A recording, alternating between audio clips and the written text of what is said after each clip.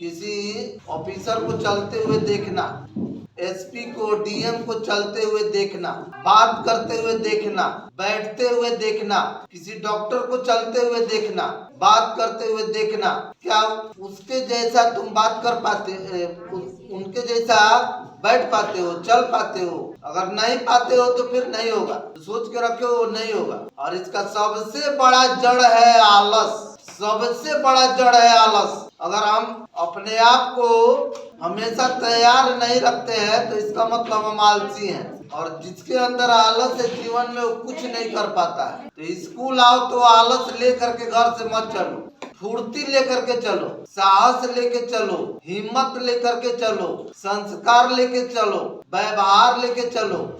आलस को घर पर छोड़ाओ, गंदगी को घर पर छोड़ाओ, बुराई को घर पर छोड़ाओ। स्कूल में एंट्री करो तो इन सारी चीजों को छोड़ के एंट्री करो। जैसे मंदिर में हम लोग जाते हैं तो पूरे तन्मयता के साथ मंदिर में ईश्वर के पास जाते हैं, नहा धोआ के साफ सफाई से पूरा मन को शुद्ध करके मंदिर में हम जाते हैं। तो मंदिर में हम किस लिए जाते हैं? शांति पाने के लिए। तो हम इस तरह से जाते हैं। और सोचो स्कूल में आते हैं तो कैसे आते हैं, जहाँ पर सिर्फ हमको शांति चाहिए उसके लिए हम मंदिर जाते हैं तो इतने अच्छे ढंग से जाते हैं। और स्कूल जहाँ पर पूरा जीवन का पूरा सारी चीजें जो भी पाना है, जितना सफल होना है, सब कुछ स्कूल से मिलता है। सुख, शांति, समृद्धि, रुपया, पैसा, दौलत, शोहरत सब स्कूल से मिलता है। तो इस स्कूल में आने का कुछ रूल रेगुलेशन होना चाहिए कि नहीं होना चाहिए? रूल रेगुलेशन तो रोज बताते हैं, आने का, रहने का, पढ़ने का, लेकिन सबको धो के रख देता है तुम्हारा ये आलस,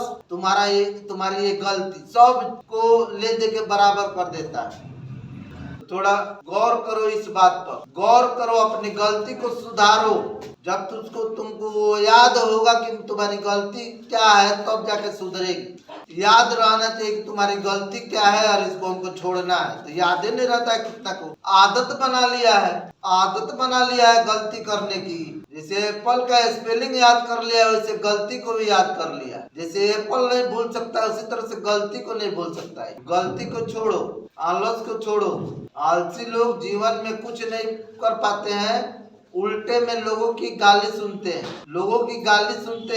घर पर रहेंगे तो माँ बाप गाली देंगे, बाहर निकलेंगे तो लोग गाली देंगे। आलसी लोगों को, जिसके अंदर आलस होगी, देखना सुबह में अगर कोई आलस से सोया रहता है तो माँ उठेगी और गाली देगी। सुबह ही तुम्हारा गाली से संबोधन होगा। माँ बाप इसीलिए पढ़ा रहे कि सुबह तुमको गाली दे के उठाया जाए। आदत बना लिए हो गाली सुनने की, प्रशंसा की आदत नहीं बनेगी कि मेरी प्रशंसा होनी चाहिए, बड़ाई होनी चाहिए।